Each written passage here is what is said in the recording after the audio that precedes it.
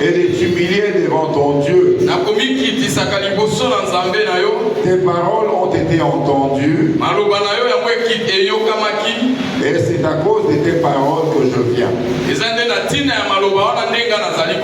Nous acclamons cette parole.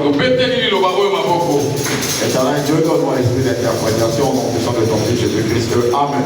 Amen. Shalom, peuple de Dieu, on peut s'asseoir. Nous avons nos 3 jours de prière. À la louange, à la fin du mois, il y a un séminaire à la fin du mois.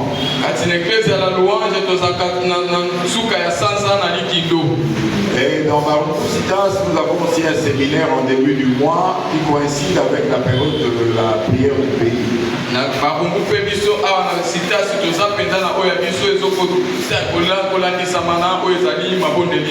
C'est dans ce cadre-là que nous allons nous retrouver mardi, mercredi et jeudi.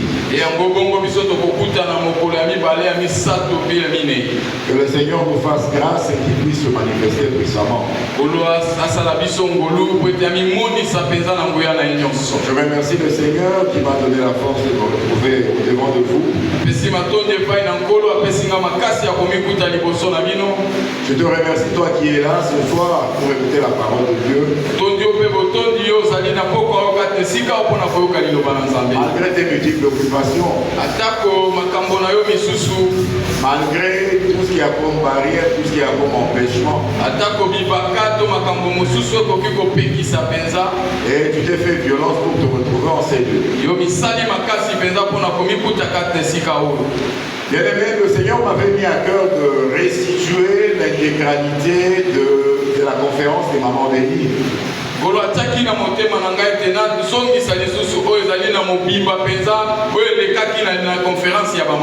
Qui avait commencé le 16 mai et qui s'est terminé le 18 mai. Cette conférence avait pour thème la puissance d'une femme spirituellement mature en famille, dans l'église et dans la société. Bien aimé, une femme qui est spirituellement mature est appelée à impacter sa famille,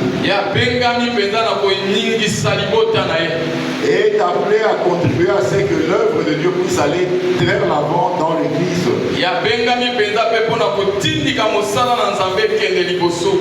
Et aussi appelée à impacter la société dans le bon sens.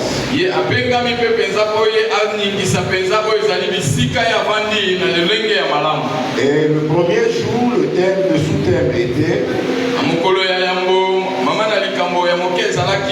la puissance d'une femme spirituellement mature dans l'église.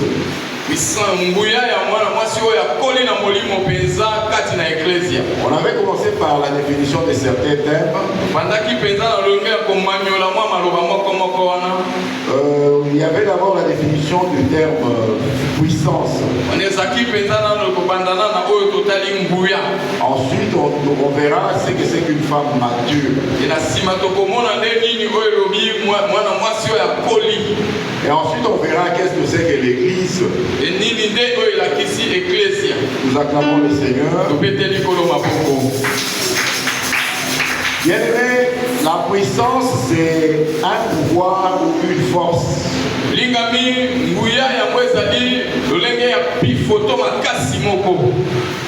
La puissance c'est un pouvoir spirituel.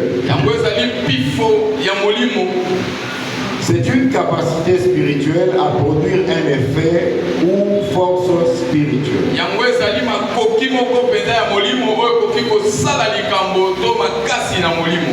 Et qu'est-ce qu'on entend par femme mature? Bien aimé, la femme mature c'est tout simplement une femme qui fait preuve de maturité.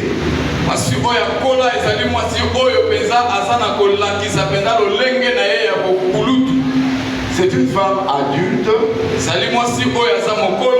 qui est posée, qui est responsable. C'est une femme qui est stable dans sa foi.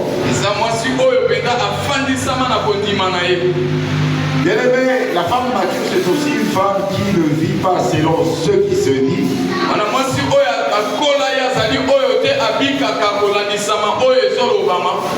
Mais elle vit selon la révélation de l'Éternel. Bien aimé, la femme mature, c'est une femme stable. C'est une femme imperturbable dans sa foi chrétienne.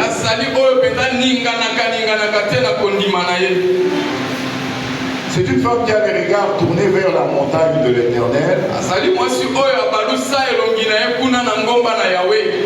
D'où lui viendra le secours.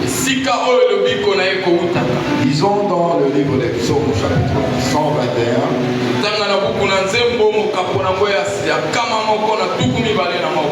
Psaume au chapitre 121.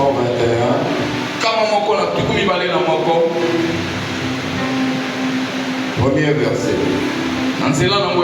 La Bible dit: je lève mes yeux vers les montagnes. D'où me viendra le secours? La femme mature, elle lève ses yeux vers les montagnes, vers l'Éternel. C'est une femme qui a l'habitude d'aller invoquer l'Éternel en cas de problème.